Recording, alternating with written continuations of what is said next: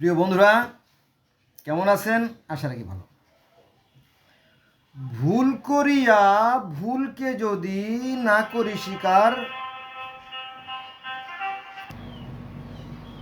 বন্ধুরা, আমি কিন্তু ভিডিও শুরু করছিলাম। ভিডিও শুরু করার পরে আমার একটা ফোন আসে। আমি অফ করে ফোনটা রিসিভ করলাম। তো ঠিক এই মুহূর্তে একটা খবর আসলো। আজকে হলো 1 তারিখ, 1/7/2025 সাল, থার্সডে। তো আজকে একটা খবর আসলো এই মুহূর্তে, এই যে মাত্র 2 মিনিট সময় হলো, যে বাগেরহাট জেলার মোল্লারহাট থানার আড়ুঢ্যা গ্রামের আবু সাইদের মেয়েকে তার জামাই হত্যা করে ফেলেছে।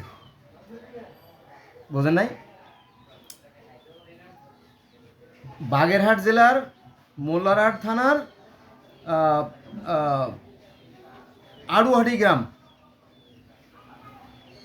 আড়ুয়াঢাই গ্রামের আবু সাইদের একটা মেয়েকে তার মেয়ের জামাই হত্যা করে হাসপাতালে ফেলে পালাইছে ঘরে তালা দিয়ে।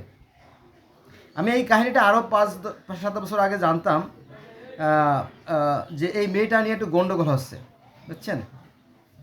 এভাবে এই আলেমদের কারণে লক্ষ লক্ষ মা বোনেরা নিষ্পেষিত হচ্ছে, নির্যাতিত হচ্ছে।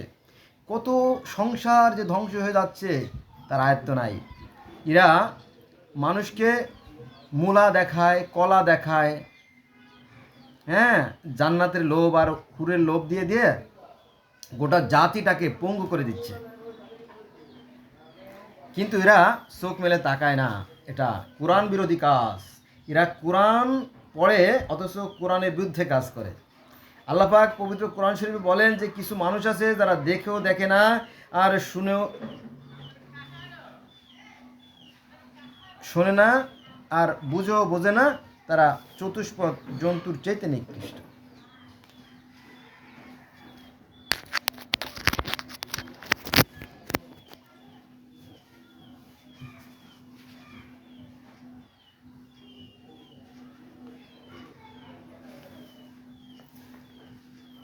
এটা কার কথা বললাম? পবিত্র কোরআন শরীফের কথা। যে কিছু মানুষ আছে যারা দেখেও দেখে না, শুনেও শোনে না আর বুঝেও বোঝে না, তারা চতুষ্পদ জন্তুর চেয়ে নিকৃষ্ট। এই যে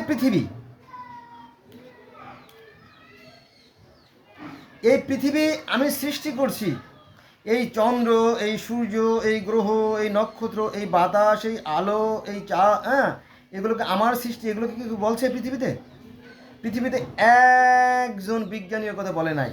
তবে বিজ্ঞানীরা কি বলছে? বিজ্ঞানীরা বলছে এই কথা যে আমি মানুষের কল্যাণে, মানুষের উপকারের জন্য চাকা আবিষ্কার করছি।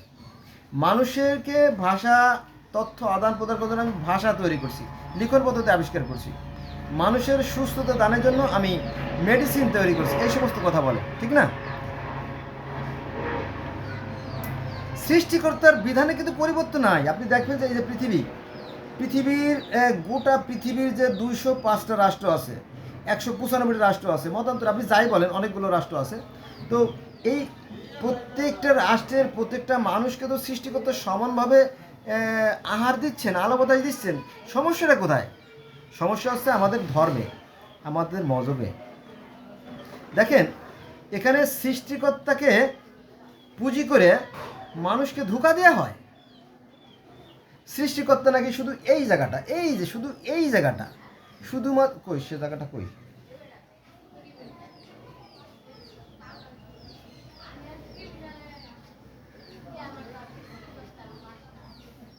এই এই দেখেন, এই জায়গাটা সামান্য একটু জায়গা। Lebanon, Syria, Jordan, Iraq, Saudi, মিশর, এই যে 5-7টা রাষ্ট্র আছে, শুধু এই জায়গাটুকুই মুসলমানরা মনে করে যে এই জায়গাটাই বোধহয় পৃথিবী। আরে বাবা, সেটা তো ছিল সেই অন্ধকার যুগের কথা, সেই আজ থেকে 1450 বছর আগের কথা, অন্ধকার যুগের কথা ছিল। কিন্তু এখন তো আমরা জানলাম যে পৃথিবীটা আসলে এই জায়গাটা না, পৃথিবীটা অনেক বড়। এবং এইখানেই নাকি লক্ষ লক্ষ নবী পাঠাইছে, এই জায়গাটা, অর্থাৎ সৌদি, মিশর, লেবানন, সিরিয়া, জর্দান, ফিলিস্তিন, এই জায়গাটায় নাকি লক্ষ লক্ষ নবী পাঠাইছে। তো আল্লাহ কি অন্য জায়গায় দেখলেন না চোখে? পৃথিবীতে যে আরও শত শত রাষ্ট্র আছে, আমার মনে হয় সৌদির সাথে আরও 20 গুণ বেশি হবে রাশিয়া। এই দেখেন, এই যে রাশিয়া, বিশাল রাশিয়া, এখানে আল্লাহ কেন নবী দিলেন না? আল্লাহ কি মানুষের সাথে শত্রুতা করেন? তিনি কি তা করতে পারেন না? তিনি তা কখনো করতে পারেন না, তিনি করেনও না। এইগুলো দিয়ে ধোঁকা দিয়ে একটা জাতিকে পঙ্গু করে দেওয়া হচ্ছে। কত বড় ভয়ঙ্কর, কত বড় মারাত্মক কাহিনী। এই যে কথা বলছিলাম আমি, যে এইমাত্র বাগেরহাট জেলার এইমাত্র খবর আসলো আমার, এইমাত্র আমি আপনাদেরকে পুরো তথ্যটা দিয়ে ভিডিও আকারে পাঠাবো, পুরো ঘটনার ভিডিও কল রেকর্ডিং আমি রেকর্ডিং করে আমি আপনাদেরকে তথ্য জানাবো অন্য সময়, যদি আমার সাথে থাকেন। আমি যতটা সম্ভব সত্য কথা বলার চেষ্টা করি। এইমাত্র বাগেরহাট জেলার মোল্লারহাট থানার আড়ুহাটি গ্রাম থেকে একটা ফোন আসলো যে সেখানে আবু সাইদ শিকদারের মেয়েকে এই মেয়ের জামাই হত্যা করছে। এই মেয়ের আবার দুটো ছেলে আছে। এটা নিয়ে অনেক দিন ধরে বনিবনা হচ্ছিল না। পরে একবার শ্বশুর বাড়িতে চলে আসছে, আইসে সেলাই মেশিন চালায়, অনেক কষ্ট করে সংসার চালাতো। পরে হয়তো যেহেতু যুবতী মেয়ে, তো পরে আবার ফেরত নেছে, এখানে তারা মেরে ফেলছে। চিন্তা করেন, শুধু এই এক আবু সাইদের মেয়ে না, এরকম কি হাজার হাজার লক্ষ লক্ষ নারীরা আমাদের এই মুসলিম সমাজে, আমি অন্য ধর্মের কাছে যাব না, নিষ্পেষিত হচ্ছে, পুরণ্ঠিত হচ্ছে, তাদেরকে হত্যা করা হচ্ছে গলা টিপে, অথবা জীবন্ত হত্যা। বেঁচে আছে কিন্তু মৃত লাশ। সাংঘাতিক, তাই না? আচ্ছা, যাও দেখেন যে এখানে বলা হয় যে হযরত আদম আলাইহিসসালাম থেকে হাবিল, কাবিল, শীষ, গাজবি, আকলেমা, তারপরে শাম থেকে সেমেটিক, হাম থেকে হেমেটিক, ইয়াফিস থেকে ইন্দো ইউরোপীয়, আর ইয়াফস থেকে ওই যে ইয়াম হচ্ছে আপনার প্লাবনে ধ্বংস হয়ে গেল। এরপরে শাম থেকে হযরত ইব্রাহিম আলাইহিস সালাম, তারপরে ইব্রাহিম থেকে সারা এবং হাজেরা, মানে একটা পরিবারের কাহিনী। আচ্ছা, বলে নি আমি তো, ইব্রাহিম থেকে সারার গর্ভে জন্ম হলো ইয়াকুব, আর ইয়াকুব থেকে বনি ইসরাইল, জানেন তো 12 পুত্র। এই 12 পুত্র থেকে জগৎ জুড়ে গেছে নবীতে। প্রথমে ইয়াহুদা থেকে ইহুদি জাতি সৃষ্টি হলো, ইউসুফ আলাইহিসসালাম থেকে মিশরে মুসলমানের সৃষ্টি হলো বা ইহুদিদের সৃষ্টি হলো। তারপরে এই আর ওদিকে হাজেরা থেকে ইসমাইল থেকে নবী মুহাম্মদ সাল্লাল্লাহু আলাইহি ওয়াসাল্লাম, আর মুহাম্মদ সাল্লাল্লাহু আলাইহি ওয়াসাল্লাম থেকে অন্যান্য যে নবীগুলো আসছে। তাহলে একটা পরিবারের কাহিনী। তাহলে এখানে বাকিগুলো কিন্তু বাদ পড়ে যাচ্ছে। তার মানে কি, এটা কিন্তু স্বয়ং সম্পূর্ণ না, পরিপূর্ণ না। তাহলে মিশরীয়রা যে বলতেছে যে প্রথম মানব সু এবং তেপনাথ, এটার কি উত্তর দেবেন? যদি কারো যোগ্যতা থাকে, যদি আমার কমেন্টসে জানাবেন। তাহলে এরা কোথা থেকে আসলো? আজ থেকে ৭,৫০০ বছর আগের যে মিশরীয় ধর্ম, সেখানে প্রথম মানব সু এবং প্রথম মানব দেবনাথ, এবং সেগুলো মাটি দিয়ে মানুষ তৈরি করা, সেটা তো বলা আছে। আবার আজ থেকে অগণিত সংখ্যক বছর আগে, অর্থাৎ যখন খ্রিস্টাব্দও হয় নাই, খ্রিস্টপূর্বাব্দও হয় নাই, তখন আপনার যে সুমেরীয়, ব্যাবিলনীয় যে ধর্মগুলো আছে, গিলগামেশের কাব্য আছে, সেখানেও দেখা যায় যে মাটি দিয়ে মানুষ তৈরি কাহিনী আছে। এইগুলো কোথা থেকে আসলো? তারপরে লিলিতের নাম শুনছেন না? আদমের প্রথম স্ত্রী ছিল লিলিত। তো এটার একটা সমাধান তো আমরা চাই কোরআন হাদিস থেকে, তাই না? সে সমাধান তো আমরা পাই না। তারপরে আপনার এই গ্রিক ধর্ম এবং রোমান ধর্মে আছে প্রথম মানবী প্রমিথিউস এবং প্যান্ডোরা, তাই না? তো এইগুলোর সমাধান আমরা কোথায় পাবো? আপনি আপনার মতো করলে তো হবে না, হবে না। আসুন আমরা আমাদের বিবেককে কাজে লাগাই। মানুষ বিবেককে কাজে লাগাই আজকে চরম উন্নতির শিখরে আহরণ করতেছে, দেখেন, তাই না? এই যে মিশরীয় সভ্যতা, তারপরে পার্সি সভ্যতা, গ্রিক সভ্যতা, রোমান সভ্যতা, মায়ান সভ্যতা, ইনকা সভ্যতা, ব্যাবিলনীয় সভ্যতা, সুমেরীয় সভ্যতা, সিন্ধু সভ্যতা, কত সভ্যতা, কত উন্নয়নের জোয়ার বয়ে গেল, অথচ আমাদের কোনো পরিবর্তন হলো না, এখনও সেই মারামারি। সৌদি আরবকে কি আপনি কি মনে করবেন? সৌদি আরব তো এখন ব্রিটিশ হয়ে গেছে। সৌদি আরবের কি, সৌদি আরব তো এখন ব্রিটিশ, তাই না? ব্রিটিশ নিয়ন্ত্রণ করতেছে। আর এটা তাদের দরকার আছে, নিরাপত্তার জন্য দরকার আছে। এই জায়গাটা অসভ্য লোকের বাস ছিল বহু যুগ আগ থেকে, বহু কাল আগ থেকে আর কি। এই মারামারি, কাটাকাটি, খুনোখুনি, পিছিয়ে পড়া জাতি ছিল এরা। এখনও সেই পিছিয়ে পড়ে আছে, এখনও। ফিলিস্তিন ইসরায়েল মারামারি, ফিলিস্তিন ইরান মারামারি, ফিলিস্তিন ইরান ইরাক মারামারি, তাই না? এই অঞ্চলটা এমনই ছিল আরও হাজার হাজার বছর আগে। আচ্ছা, মূল কথা আসি। এই যে পৃথিবী, এই পৃথিবীতে যে 4,500 ধর্মের সৃষ্টি হয়েছে, এগুলো মূলত সেই বিশ্বাস থেকে সৃষ্টি হয়েছে যে হ্যাঁ, এই যে বিশ্ব ব্রহ্মাণ্ড সুশৃঙ্খল ও সুনিয়ন্ত্রিতভাবে পরিচালিত হচ্ছে, নিশ্চিন্তভাবে এর পিছনে একটা শক্তি অবশ্যই আছে। সেই বিশ্বাস থেকে মানুষের মধ্যে ধর্মের সৃষ্টি হয়েছে। হ্যাঁ, একটা শক্তি অবশ্যই আছে, তাই না?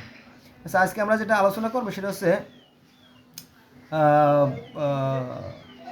গিলগামেশ, সৃষ্টির দেবতা আনু, যিনি এই বিশ্ব জাহান সৃষ্টি করছে, যিনি স্বর্গ, মর্ত্য, পৃথিবী, মানুষ সব কিছু সৃষ্টি করছে, তিনি হচ্ছেন আনু। আর এই যে উরুক শহরটার যে ছিল, রাজা ছিল, সে ছিল গিলগামেশ। আবার এই যে ইহুদি ধর্ম, খ্রিস্টান ধর্ম, ইসলাম ধর্ম, সনাতন ধর্ম জন্ম, এই জন্মটা হচ্ছে ইব্রাহিম আলাইহিস সালাম থেকে, জানেন তো? হযরত ইব্রাহিম আলাইহিস সালাম থেকে। তো সেই ইব্রাহিম আলাইহিস সালামের জন্ম সেই উর নামক শহরে। কি মজা, তাই না? মেসোপটেমিয়ার উর নামক শহরে। মেসোপটেমিয়া বলতে পারে দুই নদীর মধ্যবর্তী স্থল। মেসোপটেমিয়ার উর নামক শহরে ইব্রাহিম আলাইহিস সালামের জন্ম। ব্যাবিলন তো জানেন। ব্যাবিলনের দজলা ও ফুরাতের মধ্যবর্তী যে অঞ্চল, একে বলা হতো বাব ইল, দ্যাটস মিন দেবতাদের নগরী। বাব মানে দেবতা, ইল মানে নগরী, দেবতা মানে সমৃদ্ধ জাতি ছিল তো, সেই জন্য বলা হয়েছে এখানে। তো উরুকে সুখ নাই কেন? কারণ এই যে গিলগামেশ ছিল অত্যাচারী, জুলুমবাজ। আপনারা জানেন যে মানুষের যখন ক্ষমতা হয়, যখন অর্থবিত্ত হয়, মানে যে কোনো ধরনের ক্ষমতা হইলেই তার সাড়ে সর্বনাশ হয়ে যায়। সে ভালো মন্দ হেদায়েত ভুলে যায়, সে নিজে জানে না। যেমন মদ খাইলে যেমন জ্ঞান লোপ পায়, ভালো মন্দের জ্ঞান তার ঠিক থাকে না, ঠিক ক্ষমতা মদেরই মতো ভালো মন্দের জ্ঞান থাকে না। তো যাই হোক, এই গিলগামেশ ছিল অত্যাচারী। তার সত্য ছিল যে কোনো নারীকে বিবাহ দেওয়া যাবে না আমার সাথে রাত কাটানোর আগে। কোনো মেয়েকে বিবাহর পারমিশন নিতে হলে আমার কাছে থাকতে হবে। আমি 2 দিন, 4 দিন, 5 দিন, 1 সপ্তাহ, যতদিন মন চায় আমি ভোগ করব। ভোগ করার পরে তাকে পারমিশন দেব। কি লজ্জা, তাই না? তার আবার দেবতা। যাও, যে উরুকে সুখ নেই। এই গিলগামেশের পিতা ছিল একজন যাজক, লুগাল বান্দা, আর মা ছিল স্বর্গীয় দেবী। দেখেন, স্বর্গের ধারণা কিন্তু এখানেও আছে। স্বর্গের দেবী নিনসাল। তো গিলগামেশের কিছুটা মানুষ, ওই যে পিতা যেহেতু মাটির তৈরি, লোকাল বান্দা, আর মা ছিল স্বর্গীয় দেবী, এজন্য কিছু ভালো গুণ আর মন্দ গুণ দুটোর মিশ্রণ দিয়েই গিলগামেশের চরিত্র।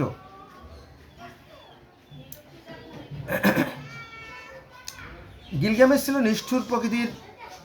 ওই যে কাকু বিয়ার পারমিশন দিতে না, তার সাথে রাত না কাটানো। তো এজন্য যত প্রজা ছিল তারা ছিল ভীষণ বিরক্তিকর অবস্থায়। তারা তার প্রতি অসন্তুষ্ট ছিল। তারা এক পর্যায়ে নগরের যে প্রধান দেবতা তার কাছে নালিশ করে, বিচার দাবি করে। তো প্রধান দেবতা বলতে কারা? যেমন আমরা নবীর দোহাই দেই না, আমরা মুসলমান যারা নবীর দোহাই দেই, আর বলি যে হ্যাঁ আল্লাহর কাছ থেকে তোমরা সেই নিয়ে এসো আর কি, আল্লাহর রহমত যত কিছু দরকার নিয়ে এসো। তো ওরকমটি তারা সেই প্রধান দেবতার কাছে যে আরাধনা করে, প্রধান দেবতা আবার ঈশ্বরের কাছে নালিশ করে।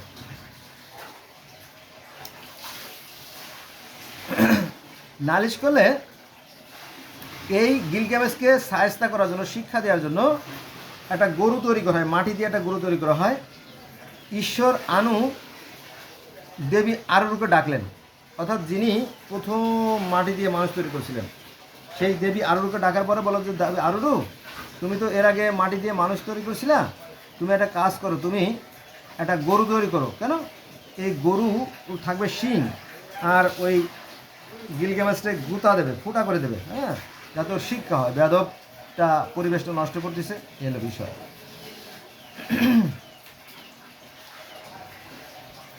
সে আবার এনকেদু নামে একটা মানুষ তৈরি করলো, এনকেদু। এই এনকেদুকে তৈরি করে বনের মধ্যেই রাখলো, বনের মধ্যে রাখলো, সিডার বনে, যে সে মানে আর একটা জাত। তো এই খবরটা আবার গিলগামেশের কাছে আসলো যে বনের মধ্যে একটা মানুষ বড় হচ্ছে। তখন এক শিকারী সূর্য দেবতা শামাসকে এই প্রাণী সম্পর্কে জানায়।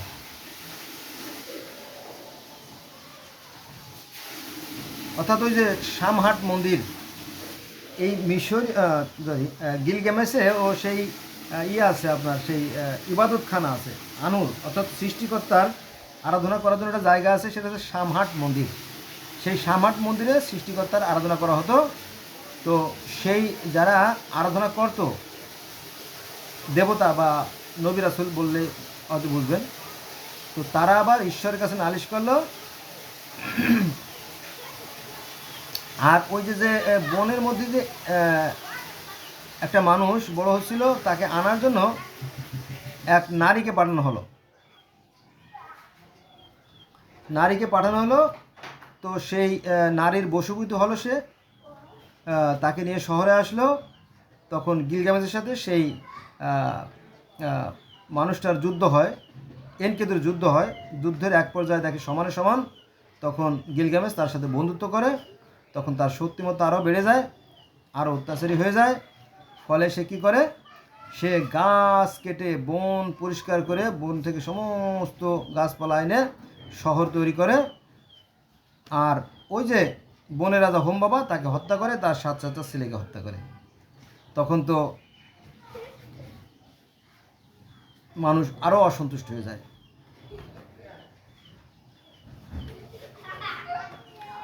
তো গিলগামেশের সাথে দেবতাদের যুদ্ধ হয়। যাক, দেবী নিনসাল এর সাহায্যে আবার এই গিলগামেশ কী করে, সেই সূর্য দেবতা শামাসের কাছে প্রার্থনা করে। 5 বার প্রার্থনার কথা বলা আছে। যেমন আমাদের ইসলাম ধর্মে 5 ওয়াক্ত নামাজের কথা বলা আছে, হিন্দু ধর্মে 5 বার মহাযজ্ঞের কথা বলা আছে, পঞ্চমহাযজ্ঞের কথা বলা আছে, পার্সি ধর্মে 5 ওয়াক্ত নামাজের কথা বলা আছে, আর এখানেও সেই 5 বার নামাজের কথা বলা আছে। তো যাই হোক, গিলগামেশ তখন প্রার্থনা করে এবং ক্ষমা চায় যে আমি ভুল করছি, আমার অন্যায় হয়ে গেছে, আমাকে ক্ষমা করে দাও। এই তখন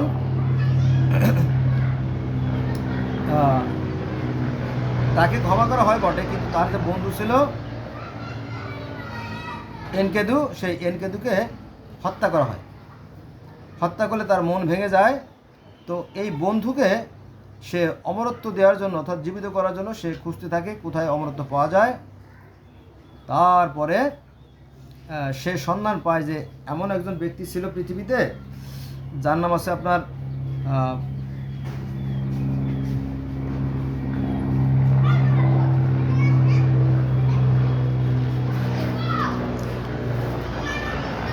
পুতনাপিস্তিন, যিনি পৃথিবীতে মহাপ্লাবন হয়েছিল, সেই প্লাবন থেকে সে বেঁচে গিয়েছিল। তো সে পুতনাপিস্তিনের কাছে যায়। সে অনেক লম্বা কাহিনী, সেখানে আমরা যাব না। তো সেখানে সেই মানে আমরা বলি যে 7 সমুদ্র 13 নদী পার হয়ে যাওয়ার মতো সে দুর্গম কঠিন সেই জায়গা। তো সেই পুতনাপিস্তিনের কাছে যায়। যাওয়ার পরে তিনি বলে যে আমারে অমরত্ব দান করেন, এরকমটি আর কি। তো বলো না, এটা কঠিন কাজ, এগুলো সবার পক্ষে সম্ভব না, এটা সৃষ্টি করতে যার ভাগ্যে রাখছেন সেই শুধু অমরত্ব লাভ করতে পারবে। হ্যাঁ, তুমি ফিরে যাও, তুমি ফিরে যাও, তুমি ফিরে যাও। হ্যাঁ, কিন্তু সে ফিরতে রাজে না। তারপরও সেই কঠিন এক দ্বীপ পার হয়ে বহু বিপদসংকুল পথ পাড়ি দিয়ে হ্যাঁ যাত্রা শুরু করে। 2 টুকরো বিশিষ্ট পাহাড় পার হয়। তারপরে একমাত্র খাওয়া মাঝি উষানাবি হ্যাঁ বললো একটা মাত্র বইটে একবারে বেশি ভেজানো যাবে না। হ্যাঁ, কিছু কঠিন শর্ত ছিল আর কি। তারপরে 120টে বইটে নিয়ে সে যাত্রা করে। তো আমার মনে হয় যে পুলসুরত বা সিম্বত সাঁকো বা বৈতরণী নদী বা তপ্ত নদী যাই বলেন, এরকম একটা কথা এখানে আসে। একটা নদী পার হয়ে যে সেই অমরত্বের দেশে যেতে হয় বা যাইতে হবে, সেই বিষয়টা এখানে চলে আসে আর কি। তো সেই মহাপ্লাবন, একটা মহাপ্লাবন হয়েছিল পৃথিবীতে বহু যুগ আগে। 6 দিন ধরে 6 দিন 6 রাত ধরে একটা মহাপ্লাবন হয়েছিল। সেই মহাপ্লাবন থেকে এই পুতনা পিস্তিমের পরিবার বেঁচে গিয়েছিল। হ্যাঁ, অমরত্ব লাভ করছিল আর কি। এবং তিনি একটা ভিন্ন জায়গা থাকেন, স্বর্গীয় একটা পরিবেশে থাকেন। তো সেখানে এই গিলগামেশের জাহাজ ভিড়ল এবং গিলগামেশ বলল যে আমাকে অমরত্ব দিতে হবে। তো বলো যে তাই তুমি কি পারবা? বলো পারবো। বলো তাহলে তোমাকে 6 দিন এবং 6 রাত 7 রাত আর কি না ঘুমিয়ে কাটাতে হবে। তো বলো ঠিক আছে পারবো। তখন জীবনে তো কোনো দিন গিলগামেশ রাত জাগে নাই, সেটা কি তার পক্ষে সম্ভব? সম্ভব না। পরে সে 2 দিন যাওয়ার পরই ঘুমায় পড়ল। প্রচণ্ড ঘুমে একদম বেহুশের মতো ঘুমাতে থাকলো। পরে হঠাৎ করে যখন সে উঠলো, তখন পুতনা পিস্তিম বললো যে আমি বলছিলাম না যে তোমার দ্বারা এগুলো সম্ভব না, তুমি ফিরে যাও। তখন সে মন খারাপ করে ফিরে যাচ্ছিল। তখন আবার পুতনা পিস্তিমের স্ত্রী তাকে বলল যে লোকটা এত কষ্ট করে আইছে, তাকে ফেরত দিবা? বললো কি আর করা, তুমি যদি কিছু পারো করো। বলো ঠিক আছে আমিই করব। তখন পুতনা পিস্তিমের স্ত্রী সে তাকে সন্ধান দেয়, তুমি সাগরের অতলে এক আছে গাছ আছে জীবনলতা, সেটা তুমি উদ্ধার করে যদি খেতে পারো তাহলে তুমি অমরত্ব লাভ করবে। তাই বলে হ্যাঁ। দেখেন এই যে নারী আর পুরুষের সাথে যে একটা মনোমালিন্য আমাদের পবিত্র কোরআন শরীফে বাকারা কিন্তু আছে। পুতনা পিস্তিম কিন্তু গিলগামেশকে ফেরত দিয়ে দিচ্ছিল যে তুমি চলে যাও, অমরত্ব লাভ করা সম্ভব না। কিন্তু পুতনা পিস্তিমের স্ত্রী আবার কী করলো, তাকে সে অমরত্বের সন্ধান দিল। আমাদের হাওয়া বিবি অর্থাৎ আমাদের যে আদি মাতা, তিনি কিন্তু আপনার ঈশ্বরের কথা অমান্য করে ওই যে গন্ধফল খাইছিল এবং গন্ধফলের শরবত আদমকে খাওয়াইছিলেন বর্ণনা পাওয়া যায়। তো এখানে কোনো একটা ঘটনা ঘটছিল কোনো এক কালে, সেটা সৃষ্টিকর্তায় ভালো জানে, আমরা জানি না। তো সেই কথাটা এখানে চলে আসছে গিলগামেশের মহাকাব্যে। হ্যাঁ, তো গিলগামেশ কী করলো, তার পায়ে পাথর বেঁধে সে সাগরের অতল গভীরে চলে গেল। অতল গভীরে চলে যাওয়ার পরে সেই জীবনলতা নিয়ে এসে ফিরে আসে এবং মহা উল্লাসে সে দেশের দিকে রওনা দেয় যে এই জীবনলতা খেলে আমার বন্ধু অমরত্ব লাভ করবে, আমিও অমরত্ব লাভ করবো, এরকম একটা আশা ছিল। কিন্তু পথে এই জীবনলতাগুলো রেখে একটা গোসল করতে যায়। অনেক দিনের শ্রান্তি ভ্রান্তি তার মধ্যে ছিল। তো যখন সে জীবনলতাগুলো রেখে যখন নদীতে গোসল করতে যায়, একটা সাপ এসে সেই জীবনলতা খেয়ে যায়। জানেন তো যে এই কোরআনের কিন্তু সূরা 2 নম্বর সূরা বাকারায় কিন্তু সাপের কথা বলা আছে যে একটা সাপ দুষ্টুমি করে এই যে আপনার আদম হওয়ার যে অমরত্ব সেটা নষ্ট করে দেয়, তাদেরকে জান্নাত থেকে বিতাড়িত করে দেয়, এই কাহিনী আছে। তো এখানেও সেই সাপ তাদের সেই অমরত্ব দানে বাধা করছিল। সেই সাপের কাহিনী এই গিলগামেশের কাহিনী তো আছে। অমরত্ব লাভ হলো না, সাপ সে অমরত্ব লাভ করে দিল। হ্যাঁ, আবার এখানে আর একটা কাহিনী আছে শোনেন। আদমের হাড় থেকে যেমন হাওয়াকে সৃষ্টি করা হয়েছে না, তো সেই হাড় থেকে সৃষ্টির কাহিনী এই গিলগামেশে আছে যে দেবী নিন্তি সৃষ্টি হয়েছিল দেবতা অ্যানোস্কির পাজরের হাড় থেকে। এখানে যদি আমরা বলি নিন্তি মানে হাওয়া আর দেবতা অ্যানোস্কি যদি আমরা আদম হিসেবে ধরে নেই, তাহলে কিন্তু ঘটনা কিন্তু মিলে যায়। সেই বন্যার কাহিনী, সেই আপনার সাপের কাহিনী, সেই বৃক্ষ লতা বা বৃক্ষ খাওয়ার কাহিনী কোরআনে আছে। সাজারা মানে বৃক্ষ বা লতা খাওয়ার কাহিনী, এটার সাথে কিন্তু একটা মিল আছে যদি আপনি দেখতেন।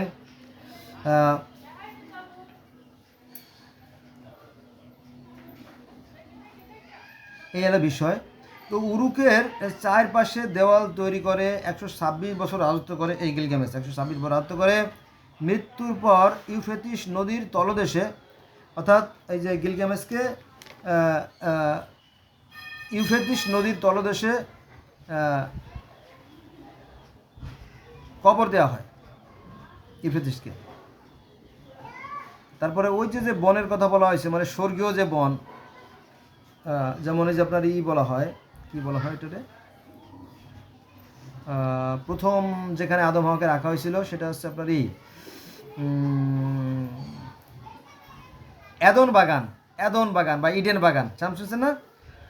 এই যে ইহুদি তালমুদ, তারপরে এগুলো অনেক জায়গা আছে, সেটা ছিল ইডেন বাগান। আর এই গিলগামেশে বলা হয়েছে সিডার বন। মানে একটা কোথায় যেন একটা মিল আছে এরকম বিষয়ে। তো সেই ইডেন বাগান আর এখানে সিডার বন, আদম হাওয়া ছিল একটা স্বর্গীয় বাগানে, এই আর কি, আর কিছু না। তো প্রেমের দেবী ইস্টার, উষা নবী ইস্তার আর কি। এই যে গিলগামেশ, এটা হচ্ছে আপনার সুমেরীয় সভ্যতার একটা কাহিনী। আর কিউনিফর্ম বর্ণমালা লিখিত কিছু লিখিত ফলক অর্থাৎ সিলেট পাওয়া গেছিল। এটা হচ্ছে আপনার ওই আজ থেকে বহু বছর আগে বর্তমান যে ডেড সি বা মৃত্যু সাগর, তার আশেপাশে পাহাড়ের গর্তে এরকম আর কি। তো এই যে জায়গাটা পাওয়া গেছিলো এটাকে বলা হয় ওশান অফ ডেথ বা মৃত্যু সাগরের পাড়।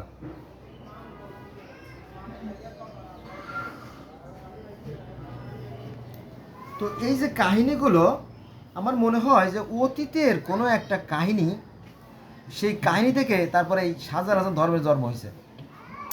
আমরা যদি গ্রিক ধর্মে যাই তো সেখানেও দেখা যাবে যে একটা গোল্ডেন আপল নিয়ে দেবতাদের মধ্যেও একটা দ্বন্দ্ব হয়েছিল। আমরা যদি সনাতন ধর্মে যাই তাহলে সেখানে দেখা যাবে যে দেবতা ও ওষুধের মধ্যে একটা দ্বন্দ্ব হয়েছিল। আমরা যদি ইহুদি ধর্মে যাই, তারপরে খ্রিস্টান ধর্মে যাই, সেখানে দেখা যাবে যে স্বর্গে সেই লুসিফার আর আছে আপনার আর্ক্যাঞ্জেল অর্থাৎ ফেরেশতাদের মধ্যে একটা দ্বন্দ্ব হয়েছিল। এবং সেখানে ছিল আপনার একটা জ্ঞানদায়ক বৃক্ষের কথা বলা আছে। তারপরে আপনারা যদি চীনে যাই তো সেখানে আছে একটা আপনার সেখানেও সেই গাছের কথা বলা আছে। সেই গাছটা যে কী গাছ আমার মনে আসতেছে না এই মুহূর্তে।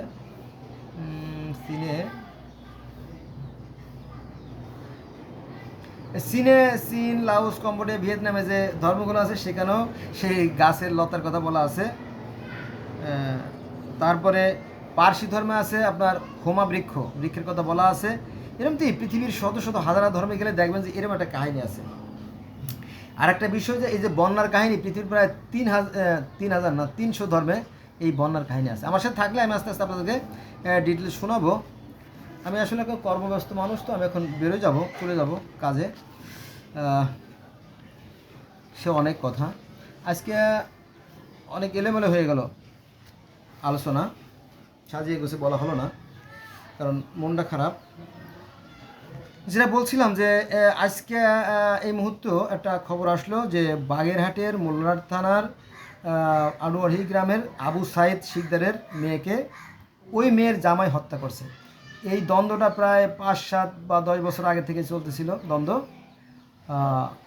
এই মেয়ের আবার 2 ছেলে আছে। হ্যাঁ, এর বাবা এই মেয়েটাকে নিয়ে এসেছিল বাড়িতে আনার পরে তারপরে মেয়েটা সেলাই মেশিন চালাতো এবং সংসার নির্বাহ করতো। পরে বোধহয় আবার একটু মনোমালিন্য হয়েছে আর কি, মানে লোকজন ধরে আবার সালিশি করে দিছে, কিন্তু সংসারে শান্তি আসে নাই।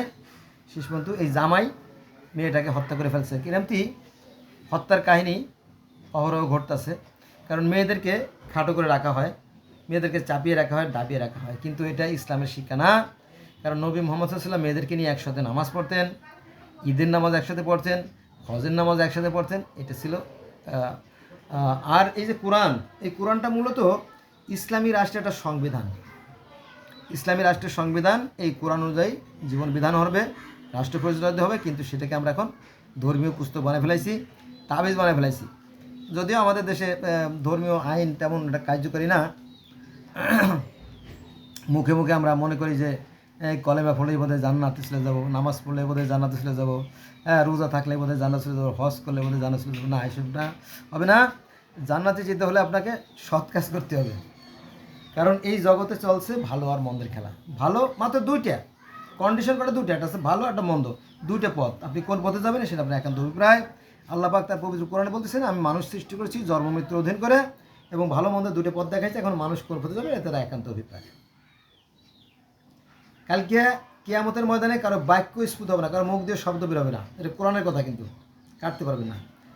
কারণ মানুষের অঙ্গ প্রত্যঙ্গ সাক্ষী দেবে, আর কারো সুপারিশ গ্রহণ করবে না। কিন্তু কোরআনের কথা, কিন্তু এই কোরআন বিরোধী কথা অনেক মিথ্যে জাল জয়ীব দিয়ে ভরে ফেলানো হয়েছে ধর্ম। এখন ধর্মের প্রায় 12টা বেজে গেছে আর কি। আজকে এ বোধ রইল। সব ভালো থাকবেন। আল্লাহ হাফিজ।